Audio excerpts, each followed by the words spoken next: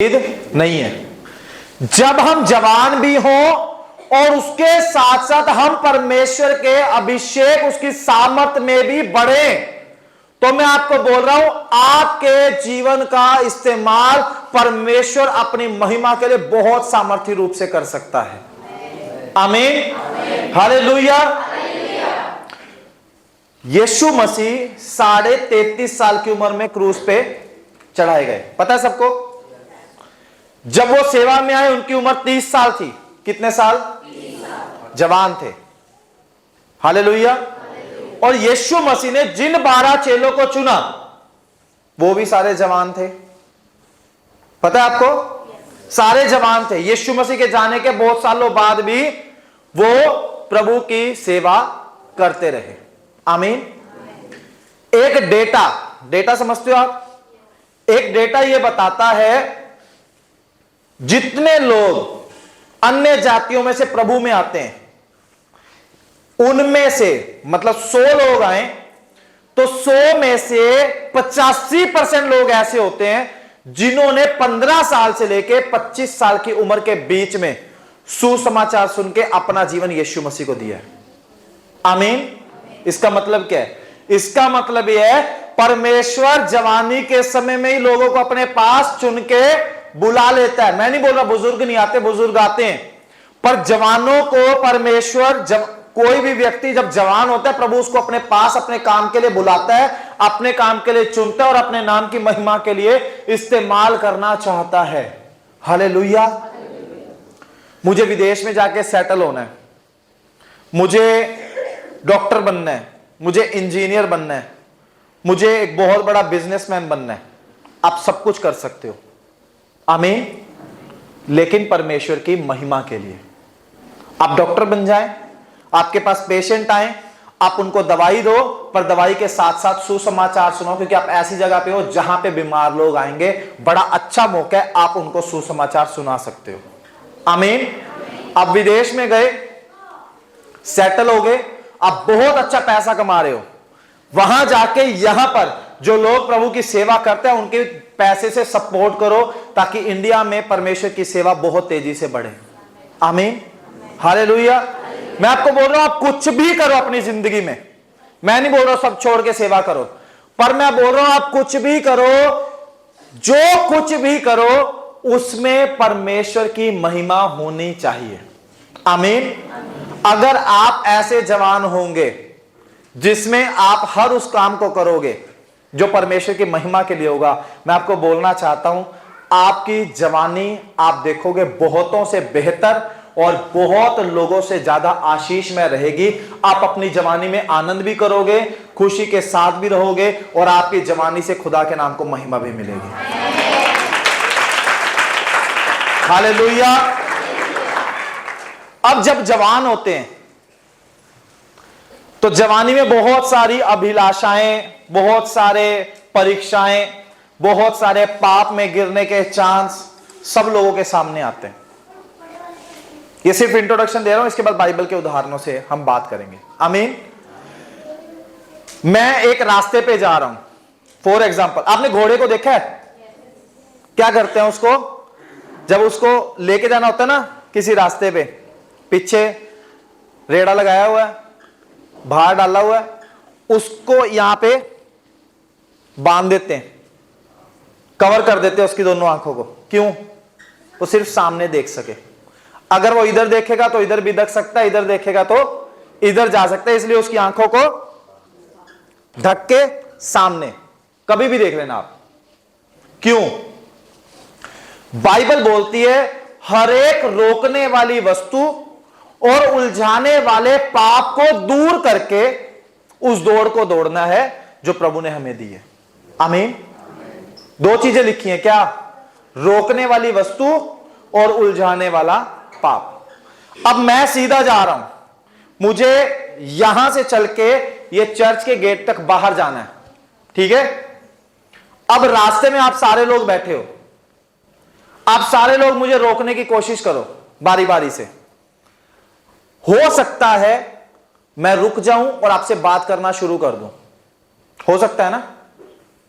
अगर तो मैं रुक के बात करूंगा तो मैं उस जगह पर पहुंचने में टाइम ज्यादा लूंगा। सही बोल रहा हूं गलत बोल रहा हूं? सही बोल रहा हूं ना? मुझे अपनी मंजिल तक पहुंचना है, पर मैं रुक के आप सबसे बात कर रहा हूं, हाथ मिला रहा हूं, गले मिल रहा हूं, आपसे हालचाल पूछ रहा हूं, सबका हालचाल पूछ के मैं धीरे धीरे एक एक से मिलके जाऊंगा, तो वहां तक पहुंचने में मुझे शायद 3 से 4 घंटे लग जाएं। किसी से भी ना मिलूं तो 1 मिनट से भी कम में पहुंच जाऊंगा। सही है गलत है? ऐसे ही हमारे लिए परमेश्वर ने एक रास्ता बनाया है और एक मंजिल बनाई है। उस रास्ते पर चलते हुए अगर मैं सिर्फ अपनी मंजिल की ओर देखूं, पौलुस बोलता है मैं निशाने की ओर दौड़ता चला जाता हूं। हर एक रोकने वाली वस्तु, हर एक उलझाने वाले पाप को दूर करके निशाने की ओर अगर मैं दौड़ता चला जाऊं तो मैं जल्दी पहुंच जाऊंगा। और जो महिमा खुदा ने मेरे जीवन से लेनी है, जिस लेवल पर परमेश्वर मुझे लेकर जाना चाहता है, जिस स्तर पे खुदा मुझे आशीषों में पहुंचाना चाहता है, वहां मैं जवानी में ही पहुंच जाऊंगा। लेकिन अगर मैं रोकने वाली वस्तुएं और उलझाने वाले पापों में उलझता रहूं और उनसे स्ट्रगल करता रहूं, कभी गिरूं कभी उठूं, कभी गिरूं कभी निकलूं, अगर मैं ऐसे अपनी दौड़ को पूरा करना शुरू करूंगा तो जिस जगह पर मुझे पहुंचना है वहां पर 2 बातें होंगी। या तो मैं वहां पे पहुंचूंगा ही नहीं, मेरा टाइम इस दुनिया में खत्म हो जाएगा। अगर प्रभु का अनुग्रह बहुत बड़ा हुआ और मैं वहां पे पहुंचा तो जो मुझे 30, 35, 40 साल में अचीव करना चाहिए था वो मुझे मिलेगा 60, 70, 75 तक, अगर जिंदा रहा तो। समझ में आ रहा है आपको? हालेलुया। तो हर व्यक्ति के जीवन में परमेश्वर ने एक मंजिल रखी है। हर व्यक्ति के जीवन में परमेश्वर ने एक आशीष या एक लेवल तय किया हुआ है कि मुझे इसको इतनी ऊंचाई तक लेकर जाना है। वो बोलता है मैं तुझे नीचे नहीं ऊपर रखूंगा। हालेलुया। ऊपर लेकर जाना चाहता है परमेश्वर। अब जब परमेश्वर मुझे ऊपर लेकर जाना चाहता है, मुझे ऊंचाइयों पर लेकर जाना चाहता है, तो वो मुझे चाहता है मैं उसके हिसाब से सीखता जाऊं, इंप्रूव करता जाऊं। पर जब मैं इंप्रूव नहीं करता, जब मैं सीखता नहीं, जब मैं पवित्रता में, धार्मिकता में बढ़ता नहीं, बल्कि इसका उल्टा करता हूं, उलझ जाता हूं, तरह तरह के पापों में बार बार गिर जाता हूं। अगर मैं ऐसे गिर के उठूंगा, यहां पे गिरा, 2 लोगों ने मदद की, उठो, 1 कदम चला, फिर गिरा, फिर उठा, फिर गिरा, फिर उठा। बाइबल में लिखा है धर्मी जन 7 बार भी गिरे तो उठ खड़ा होगा। हालेलुया। ये बात बिल्कुल सही है। हम सब यीशु मसीह के लहू से धोए गए और धर्मी ठहराए गए हैं। हम गिरेंगे, प्रभु हमें खड़ा कर देगा, लेकिन जितनी बार गिरेंगे उतना समय बर्बाद करेंगे, उतना हमारे आत्मिकता के स्तर को गिराएंगे, हमें फिर नीचे से शुरू करना पड़ेगा। समझ आ रही है आपको मेरी बात? आपको समझना है, पाप में जब गिरते हैं, आपने एक स्तर को पा लिया, आप आत्मिकता के स्तर में पहुंच गए, आपकी प्रार्थना 1.5-2 घंटे की होगी, आप बाइबल पढ़ते हो, आपको प्रकाशन मिलते हैं, आप दुआ में बैठते हो, आपको परमेश्वर ने दर्शन देने शुरू कर दिए, आप सोते हो, आपको सपने में आने वाले समय की बातें प्रभु बता देते हैं, आप इस स्तर तक पहुंच गए। व्यभिचार में गिर गए, लड़ाई झगड़ा हो गया, नशा करना शुरू कर दिया। जब इन पापों में गिरेंगे, कुछ महीने इसमें बिता देंगे, पश्चाताप फिर से करेंगे, फिर से प्रभु के पास आएंगे। अब प्रभु के पास आने के बाद फिर आपको स्ट्रगल शुरू करना पड़ेगा, फिर बैठोगे दुआ में, दुआ नहीं होगी। बाइबल पढ़ने की कोशिश करोगे, बाइबल नहीं पढ़ी जाएगी। होता है बहुत सारे लोगों के साथ, आप जानते होंगे, होता है ना ऐसा। पाप में गिरेंगे, फिर जीरो से शुरू करेंगे, फिर उस स्तर तक जाने में कई महीने या कई साल लग जाएंगे। फिर वहां से आगे जाने के लिए उससे भी ज्यादा मेहनत करनी पड़ेगी। समझ रहे हैं आप मेरी बात को?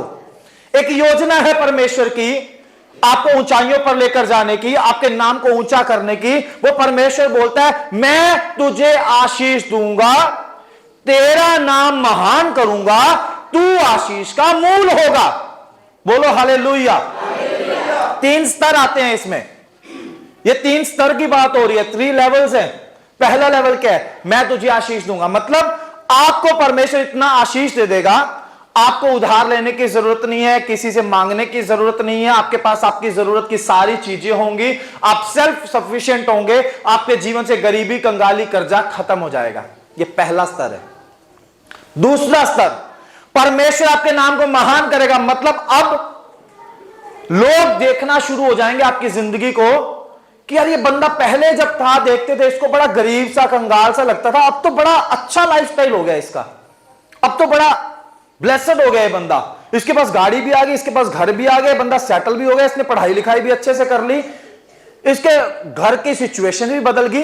अब बंदे का नाम परमेश्वर बढ़ा रहा है। तीसरा स्तर क्या है? मैं तुझे आशीष दूंगा, तेरा नाम महान करूंगा, तू आशीष का मूल होगा। मतलब अब दूसरे आपसे आशीष पाना शुरू होंगे। आमीन। एक स्तर यह है, आप दूसरों से मांग रहे हैं। तीसरे स्तर पे जब आप पहुंचेंगे तो आप दूसरों को देने वाले हो जाएंगे। जैसा बाइबल में लिखा है, तुझे उधार लेना नहीं पड़ेगा, तू बहुत सारी जातियों को उधार देने वाला होगा। आमीन, हालेलुया। ये 3 स्तर हैं। हम पहले तक भी नहीं पहुंचे। बहुत सारे लोग यहां बैठे हैं, पहले तक भी नहीं है, अभी आशीषित भी नहीं हुए। प्रार्थना अभी भी आशीषों के लिए चल रही है। क्यों आज तक ऐसा चल रहा है? मैं दोष नहीं लगा रहा हूं किसी के ऊपर, पर मैं आपको बताना चाहता हूं इसके पीछे का कारण हमारी जिंदगी की लापरवाहियां, हमारी जिंदगी के पाप, हमारी जिंदगी की कमियां और कमजोरियां हैं जिसमें हम उलझे हुए हैं। बाइबल बोलती है, रोकने वाली वस्तु उलझाने वाले पाप को दूर करके, जब तक वो दूर नहीं होंगे आप उस स्तर पर नहीं पहुंच पाएंगे जिसके लिए परमेश्वर ने आपको चुना, जिसके लिए परमेश्वर ने आपको बुलाया, जिसके लिए आज आप इस यूथ मीटिंग में आए हैं। आमीन। यहां पर आपको आज इस बात को सीख कर जाना है कि आपकी जिंदगी में कुछ बातें जो आज तक रही वो हमेशा के लिए जानी चाहिए। हालेलुया। अब इसके लिए बहुत सारे लोग ये सोचते हैं कि मेरे लिए कोई प्रार्थना करे, पास्टर जी मेरे लिए दुआ कर दो, मैं बार बार ना इस पाप में गिर जाता हूं, पास्टर जी मेरे लिए दुआ करो, मेरे से कंट्रोल नहीं होता, नशा करने को मन करता है, या व्यभिचार हो जाता है, या मेरे मुंह से गाली निकल जाती है, या मुझे अचानक से गुस्सा आ जाता है। पाप कोई भी हो सकता है। पास्टर जी का काम है दुआ करना, जरूर करेंगे। आप चर्च में बाकी भाई बहनों को बोलोगे, वो भी आपके लिए दुआ करेंगे, लेकिन आपको खुद इसके लिए मेहनत करनी पड़ेगी। खुद आपको यीशु मसीह के साथ अपने रिश्ते को बनाना पड़ेगा और मजबूत करना पड़ेगा। आमीन। पाप में गिरने के लिए कोई उम्र नहीं चाहिए। कुछ बच्चे यहां 10 साल से भी छोटे हैं, तो कुछ यहां पर 30-35 साल से भी बड़े हैं। लोग सोचते हैं व्यभिचार में केवल जवान गिरते हैं। मैंने ऐसे कई गवाहियों को सुना है जिसमें व्यभिचार में गिरने वाले व्यक्ति की उम्र 70 साल है। लोग सोचते हैं नशे में सिर्फ जवान गिरते हैं। मैंने लोगों को आखिरी दम पे भी शराब पीते हुए देखा है, लास्ट स्टेज में। तो पाप के करने के लिए उम्र मायने नहीं रखती है, ना व्यभिचार के लिए, ना नशे के लिए, ना गाली के लिए, ना झूठ के लिए। इसलिए सबसे पहले इस बात को समझो, जो पाप आज जवानी में पीछा कर रहे हैं वो बुढ़ापे में भी आपका पीछा नहीं छोड़ेंगे अगर आप इनसे अभी छुटकारा नहीं लोगे। कुछ लोगों के मन में ये बात चलती है, चलो कोई बात नहीं, ये तो परीक्षा है, जवानी में आई जाती है, थोड़ी सी उम्र बढ़ेगी, ये सब खत्म हो जाएगा। नहीं होगा, मैं बता रहा हूं आपको, ये नहीं होगा। प्रभु के दासों के साथ मैंने ऐसी परीक्षाओं को, व्यभिचार की परीक्षाओं को प्रभु के दासों के साथ आते देखा। प्रभु के दासों की उम्र कितनी है पता है? 50 साल, 45 साल, 55 साल, 60 साल प्रभु के दास हैं, गिर जाते हैं। दोष नहीं लगा रहा हूं, पर मैं आपको सच्चाई बता रहा हूं। पाप में गिरने के लिए उम्र मायने नहीं रखती। तो आप इस पाप को, अभी जवान है, जवानी में जुआ उठाना आसान है, जवानी में बंधनों को तोड़ना आसान है, जवानी में आप अपने शरीर को तोड़ सकते हो। घुटनों को काला कर दो, घुटनों में बैठ बैठकर परमेश्वर से छुटकारा मांगो, परमेश्वर आपको छुटकारे दे सकता है। हालेलुया। एक व्यक्ति है बाइबल के अंदर, उसका नाम यूसुफ है। कितने लोगों ने उसके बारे में सुना है? उत्पत्ति की किताब में यूसुफ का जिक्र है। कितने लोगों ने सुना है उसके बारे में? सुना है सबने? आज हम यूसुफ के जीवन से कुछ बातों को सीखेंगे। एक राजा था दाऊद। कितने लोगों ने उसके बारे में सुना है? Praise the Lord. हम दाऊद के जीवन के बारे में पढ़ेंगे और कुछ सीखेंगे। आमीन। कितने लोगों ने नए नियम में तीमुथियुस के बारे में सुना है? तीमुथियुस चेला था, प्रभु यीशु मसीह का पौलुस के द्वारा विश्वास में आया था। तीमुथियुस के बारे में सुना आप लोगों ने? तो आज कुछ बातें तीमुथियुस के जीवन से सीखेंगे। तैयार हैं आप लोग? कुछ नया सीखना चाहते हैं? तो सबसे पहली बात जो मैंने आपको सिखाई है, बेसिक, बिल्कुल आपका ध्यान निशाने की तरफ, मतलब अपने यीशु मसीह की तरफ और अनंत जीवन की तरफ होना चाहिए। सुबह उठ के अनंत जीवन के बारे में सोचोगे और रात को सोते समय अनंत जीवन के बारे में सोचोगे तो पूरा दिन जो बीच का टाइम है आप अनंत जीवन के बारे में ही सोचोगे। आमीन। और जब उस जीवन के बारे में सोचोगे तो इस दुनिया के पाप और बुराई में गिरने का चांस आपका कम हो जाएगा। क्योंकि जब हम संसार में मन लगाते हैं, जब हमें संसारिक चीजें अच्छी लगना शुरू हो जाती हैं, तब हम पाप में गिरते हैं। और बाइबल में लिखा है, क्या तुम नहीं जानते संसार से मित्रता करनी परमेश्वर से बैर रखना है। परमेश्वर से दुश्मनी लेना चाहते हैं आप? नहीं, तो संसारिकता से बच के रहना है। हालेलुया। चलिए, बाइबल कितने लोगों के पास? अपनी बाइबल उठाओ। Praise the Lord. प्रभु का धन्यवाद हो। आंखें बंद करो, बाइबल उठा के आंखें बंद करो और मेरे पीछे एक प्रार्थना करो। बोलो, प्रभु यीशु मसीह, आज के दिन इस वचन के द्वारा आप मेरे जीवन को पूरी तरह से बदल दें। मेरा खाना पीना, उठना बैठना, चलना फिरना, संगति करना, सब कुछ इस वचन के अनुसार बदलता चला जाए। और इस वचन के अनुसार चलने के लिए पवित्र आत्मा मेरी सहायता करो। आज जो सीखूं उसे जीवन भर मैं याद रख पाऊं। मेरी सहायता करो। मेरा जवानी का समय आपके नाम की महिमा के लिए इस्तेमाल हो जाए। इस जवानी में मैं अपने सृजनहार को याद करूं, पाप से, बुराई से, अभिलाषाओं से बचा रहूं। धन्यवाद यीशु मसीह के नाम में, आमीन। जोरदार तालियां बजा दो प्रभु की महिमा के लिए।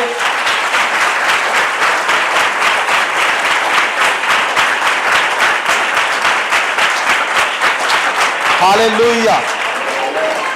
एक वचन निकालेंगे जल्दी से। पहला तीमुथियुस 4:12।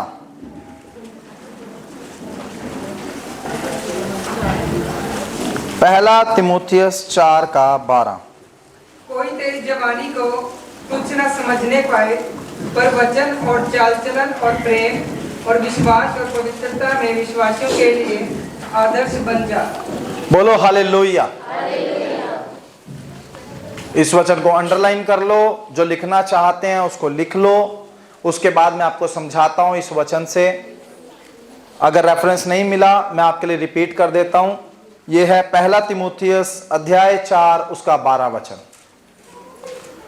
पहला तीमुथियुस 4 अध्याय उसका 12 वचन, जिसमें लिखा है, कोई तेरी जवानी के कारण तुझे तुच्छ ना जाने, पर वचन और चाल चलन और प्रेम और विश्वास और पवित्रता में विश्वासियों के लिए आदर्श बन जा।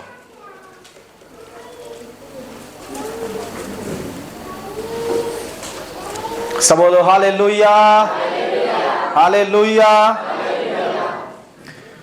यीशु मसीह ने अपनी जिंदगी में कोई पाप किया था? नहीं किया था। पर क्या आपको लगता है पाप से बचना उसके लिए आसान था? कैसे पता चलता है आपको? बाइबल में एक वचन है, ध्यान से सुनो। बाइबल में लिखा है, उसने दुख उठा उठाकर आज्ञा मानना सीखा। आमीन। इसका मतलब जब यीशु मसीह इस धरती पर एक साधारण मनुष्य के रूप में अपने जीवन को जी रहे थे, सबसे पहली बात यह समझो, उसने अपने परमेश्वर होने की जो सामर्थ्य थी, जो शक्ति थी, उसका इस्तेमाल इस दुनिया में नहीं किया। समझ आइए आपको? जैसे आप और मैं 100% इंसान हैं, वो ऐसे ही 100% इंसान के रूप में इस दुनिया में अपने जीवन को जी कर गए। तो जो परीक्षाएं आपके और मेरे जीवन में आती हैं, जो अभिलाषाएं, जो दुख, जो समस्याएं, जो कुछ भी हमारे साथ होता है, आपके और मेरे साथ, वो सब कुछ यीशु मसीह के साथ भी हुआ। हम गिर जाते हैं, वो नहीं गिरा। बाइबल में लिखा वो परखा तो गया तो भी निष्पाप निकला, मतलब उसने पाप नहीं किया। उसके बाद परखा गया, परीक्षाएं आई उसके सामने। शैतान लेके आया था परीक्षाएं, पढ़ा आपने? कौन कौन सी परीक्षा लेके आया था शैतान? लूका 4 अध्याय में है, कोई बात नहीं, बाद में पढ़ना, अभी मैं बता देता हूं। शैतान जो परीक्षाएं लेकर आया, मंदिर के कंगूरे पे ले गया, पूरा शहर दिखाया और क्या बोला? ये देख, मुझे झुक के प्रणाम कर और सामने देख, जो कुछ तुझे दिखाई दे रहा है सब तुझे दे दूंगा। क्या दिखाई दे रहा है? बड़ी बड़ी बिल्डिंग्स, सारी जमीन जायदाद, रुपया पैसा, धन दौलत, सोना चांदी, पूरा संसार में भरा पड़ा। शैतान बोल रहा सब दे दूंगा। हमारे जीवन में भी ऐसा होता है, नहीं चाहिए? सबको चाहिए, चाहिए कि नहीं चाहिए? हम सबको भी चाहिए, पर शैतान से नहीं चाहिए। किससे चाहिए? हालेलुया। अगर परमेश्वर ये सब कुछ दे तो प्रभु का धन्यवाद, ना भी दे तो भी कोई बात नहीं। हालेलुया। यीशु मसीह को पता था इन फ्यूचर क्या होने वाला है, भविष्य में उसको कैसा जीवन जीना है, यीशु मसीह को पता था। यीशु मसीह को चांस दिया शैतान ने, ये सब कुछ मैं तुझे दे दूंगा, बस मुझे झुक के प्रणाम कर ले, रुपया पैसा धन दौलत सोना चांदी सब तुझे मिलेगा। और जब यीशु मसीह ने सब लेने से इनकार कर दिया और सेवा के लिए बाहर निकला, एक बंदा है यीशु मसीह के पास, बोलता है मुझे भी तेरे साथ चलना है। यीशु मसीह उसको क्या जवाब देता है? यीशु मसीह उसको बोलता है, मनुष्य के पुत्र के पास सिर छुपाने की भी जगह नहीं है। रात को कहां सोने का? सोने का नहीं पता, रात को कहां सोना है कुछ नहीं पता। सारी रात यीशु मसीह तो पहाड़ पे जाके प्रार्थना करता रहता था, कभी जंगल में जाके प्रार्थना करता था, कभी एकांत में जाके प्रार्थना करता था, कभी गतसमनी बाग में प्रार्थना करता था। वो तो रात को खुले में भी सो जाता था या खुले में भी प्रार्थना कर लेता था, उसके पास सिर छुपाने की भी जगह नहीं थी। और यहां शैतान क्या बोल रहा है? सब कुछ दे दूंगा। अब यह परीक्षा जवानों के जीवन में जरूर आती है, मैं बता रहा हूं आपको, क्योंकि जवानी में हमें एक बहुत अच्छा लाइफस्टाइल चाहिए। किसको नहीं चाहिए? हर बंदा सोचता है यार ब्रांडेड कपड़े होने चाहिए, ब्रांडेड जूते होने चाहिए, एक बहुत बड़ा घर होना चाहिए, एक बहुत लंबी या ऊंची अच्छी गाड़ी होनी चाहिए, हमारे खाना पीना अच्छे अच्छे रेस्टोरेंट्स में, अच्छे अच्छे होटल्स में होना चाहिए। सबके मन के अंदर ये इच्छा है नहीं है ना? सबके अंदर ये इच्छा। तो शैतान इस इच्छा का, इस अभिलाषा का फायदा उठा के बहुत बार बहुत सारे टेम्पटेशंस देता है। उदाहरण के लिए, एक व्यक्ति 1-1.5 महीना पहले मुझे मिला, चर्च में उसकी वाइफ आती थी, वो बंदा नहीं आता था, जवान ही, अभी 25-26 साल की होगी उसकी उम्र। उसके गाड़ी की किस्त पेंडिंग थी, छोटा हाथी होता है ना लोडिंग वाला, वो लिया हुआ था, गाड़ी की किस्त पेंडिंग थी। उसका एक रिश्तेदार आया, उसका आगे जीजा था, पता नहीं कौन था, वो आया कह रहा ये माल यहां से चंडीगढ़ से यूपी पहुंचाना है, इसको रख ले गाड़ी में, तुझे एक ही चक्कर के 25,000 मिलेंगे। अब उसने हिसाब लगाया, 25,000 मुझे मिलेंगे, जो तेल लगेगा वो 5-6 हजार रुपए का तेल और टोल लगेंगे, 20,000 रुपए बच जाएंगे, 10-12 हजार मेरी किस्त है, 2 किस्तें निकल जाएंगी आराम से। भर ली गाड़ी में शराब, चंडीगढ़ निकल गया रात को, कोई नहीं, किसी ने नहीं रोका, पूरा हरियाणा टप गया, किसी ने नहीं रोका, यूपी भी आधे से ज्यादा निकल गया, किसी ने नहीं रोका। जब उस डेस्टिनेशन पे पहुंचने वाला था, पुलिस वालों ने पकड़ लिया। गाड़ी जब तो ये खुद अंदर रहा, अब जमानतें कराता फिर रहा है। क्यों इस परीक्षा में गिरा? लालच में आके। समझ रहे हैं आप? तो जवानी में लालच जो है वो बहुत जल्दी, बहुत आसानी से किसी भी व्यक्ति को पकड़ लेता है। 10वीं आज्ञा क्या है बाइबल के अंदर? 10 आज्ञाएं है ना? 10वीं आज्ञा क्या है? लालच नहीं करना। समझ आई? किसी दूसरे की वस्तु का लालच नहीं करना। लालच नहीं करना है। हमारी जरूरत है परमेश्वर के सामने रखें, उस जरूरत को पूरा परमेश्वर करेगा। उस जरूरत को पूरा करने के लिए लालच नहीं करना। आपको पता है इस टाइम पे कनाडा में क्या चल रहा है? बहुत सारी वीडियोस आती हैं, बहुत सारे लोगों से मेरी बात होती है, वहां पे क्या चल रहा है पता है आपको? मैं आपको रियलिटी बता रहा हूं। जितने जवान बच्चे यहां से जा रहे हैं, लड़के लड़कियां वहां जा रहे हैं, खास करके लड़कियां यहां से चले गए, पैसा उधार लेके, जमीन बेच के, कैसे भी करके वहां पहुंच गए। अब वहां जाके जब उनको अगली फीस देनी होती है, या वहां रह के घर का किराया देना पड़ता है, या अपने खर्च पूरे करने पड़ते हैं, उनके पास जेब में पैसा नहीं होता। बहुत सारी लड़कियां वहां पे जाके गलत काम को कर रही हैं आज के टाइम में, बहुत सारी। ये सच्चाई बता रहा हूं। उनको पता है एक रात सोने से मुझे कई $100 मिल जाएंगे, मेरा किराया भी चला जाएगा, मेरा राशन का भी हो जाएगा, और अगर ये काम लगातार किया तो मेरी फीस का भी इंतजाम हो जाएगा। शुरू कर दिया ये काम। वहां जवान है, अब उनको जब आदत लग जाएगी इस चीज की, उसके बाद चाह के भी इस पाप से बाहर नहीं निकल पाएंगी, क्योंकि पैसा कमाने का सबसे आसान तरीका मिल गया उनको। मैं आपको यह बात समझाना चाहता हूं कि कोई आपकी जवानी को तुच्छ ना जाने। समझ आ रही है? यह जवानी बड़ी पवित्रता के साथ निकलनी चाहिए। यहां पे ये जो वचन हमने पढ़ा, इसमें एक वर्ड है चाल चलन। पढ़ो दोबारा इस वचन को, इसमें दूसरा वर्ड देखो क्या लिखा है। कोई तेरी जवानी को तुच्छ न समझने पाए, पर वचन और चाल चलन। हाँ, पहला क्या है? वचन, दूसरा है चाल चलन। आपका करेक्टर बहुत इंपॉर्टेंट है, बहुत महत्वपूर्ण है। आपको मैं अपनी बात बता रहा हूं, सच्चाई की, बिल्कुल एक्सेप्ट कर रहा हूं आज आपके सामने।